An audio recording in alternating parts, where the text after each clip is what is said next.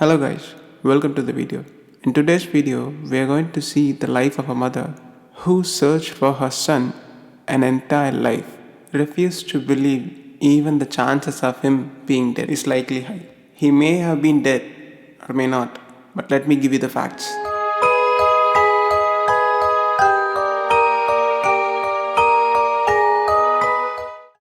Christine Collins was born in 1888 and was married to a person named Walter J. Collins. They had a son named Walter in September of 1918. On a very sunny afternoon on the 10th March of 1928, the 9-year-old Walter.Jr. mysteriously disappeared after his mother Christine gave him a dime to spend on admission to the theater near their Mount Washington area home. This soon became a very big issue because the nation railed behind the grieving mother and her missing boy while the local police dragged nearby Lincoln Park Lake and launched a national campaign to find Walter. His kidnapping struck like thunder in the city because the city was still traumatized by a vicious crime which was only 3 months earlier in the case where 12 years old Marion Parker was kidnapped for ransom by a sociopath named William Hickman, who showed a dismembered body from his car just before being captured. All this made the complete nation think about what will happen to the boy, Walter.Jr. The Los Angeles Police Department followed on hundreds of leads without success, and the police faced negative publicity and increasing public pressure to solve the case. Countless tips on Walter's location led to dead ends. He was allegedly spotted as far north as San Francisco and Oakland. One reported sighting was at Glendale gas station, where the boy was found to be in the back seat of the car, wrapped in newspaper with only his head showing outside. The station owner described the driver as a foreign-looking man, probably Italian, accompanied by a woman. Mother Christine had to go through all this alone as the boy's father, Walter J. Collins, who was serving time in prison for robbery. He also believed that this kidnapping was a revenge against him by his former inmates, but the police excluded this as there were no witnesses or proof that this have a chances of being occurred, leaving the police officers back to square one, where they had no leads.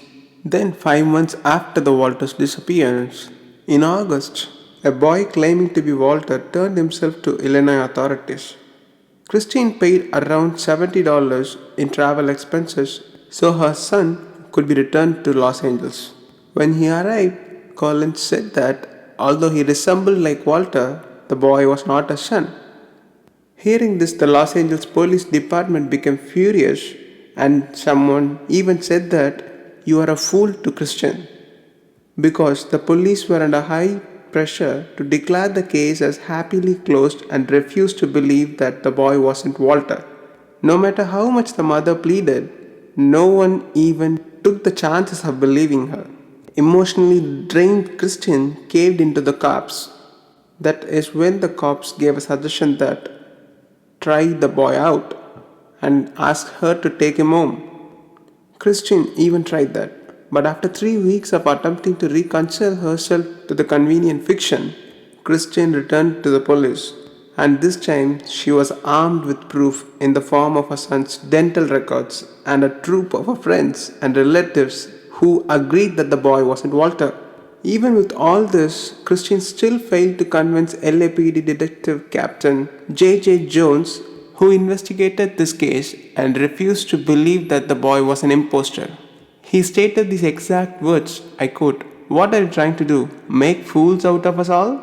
Or are you trying to shrink your duty as a mother and have the state provide you for your son?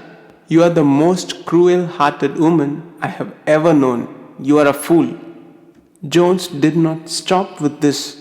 Instead, he went a step further and decided to punish poor Mother Christine by sending her to Los Angeles County General Hospital Psychiatric Ward for evaluation on the grounds that she has become insane, using just his judicial powers. The lone mother was sent to the hospital, and it was almost been 5 days. Thanks to the help of the relatives, the fake Walter was frequently questioned and he was brought to the police station, where finally the boy from Illinois confessed that he was actually a 12-year-old Arthur Hitchkins, from Iowa, who, after his mother died, had gone to live an isolated new life with his cold fish of a father and malicious stepmother. He ran away by hitchhiking around the country and worked odd jobs, and he accepted and stated that his motive for posing as Collins was to get into the Hollywood so that he could meet his favorite actor, Tom Mix. He came to know about the little boy Walter while he stopped at Illinois' roadside cafe, and he listened to a diner tell him that how much he resembled the kidnapped boy from Los Angeles whose picture had appeared everywhere in the newspaper. Arthur quickly seized an opportunity that he saw apt to get himself into Hollywood, making himself take the position of the missing boy Walter. Even after this full confession of Arthur, it took almost 10 days for Mother Christine to get released. After her release, the Mother Christine filed a lawsuit against Los Angeles Police Department, and Christine won the lawsuit against Jones and was awarded about $10,800, which Jones never paid till date. The search for the boy again started, and this time the police weren't looking so deep or they weren't working at all. Instead, it was only the mother who kept on searching for the boy, who refused to give up on her son.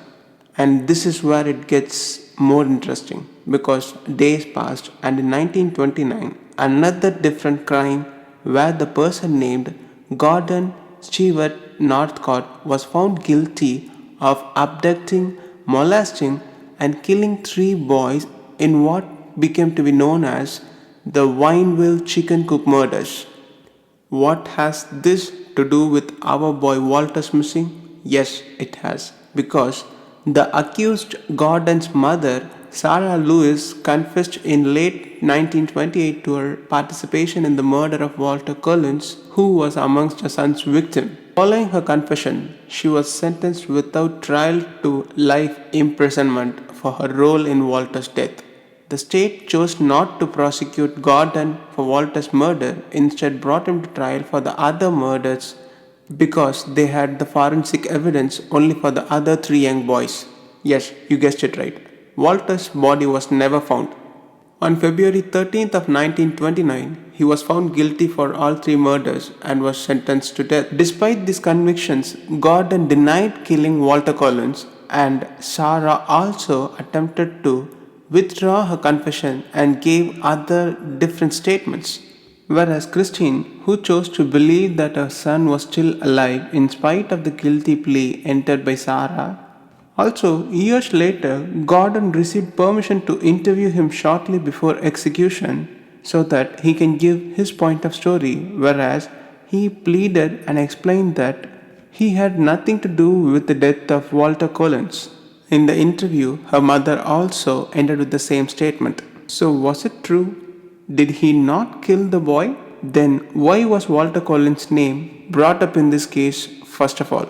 Was it all just a publicity stunt? Leaving all this behind, even when the police thought that the boy had been killed by Gordon, Mother Christine was strong and said that my boy is still alive, and in fact, she continued to search for her son for the rest of her life. Let me tell you one more thing here. Christian attempted several times to collect the money that Jones was supposed to give Christian. Instead, Jones never paid her. Christian even again went for the court in 1941, in which she attempted to collect a total of $15,562 in the judgment under the Supreme Court. And finally, she died in 1964 and buried in Los Angeles. And it is said that she kept on searching for her son till her death.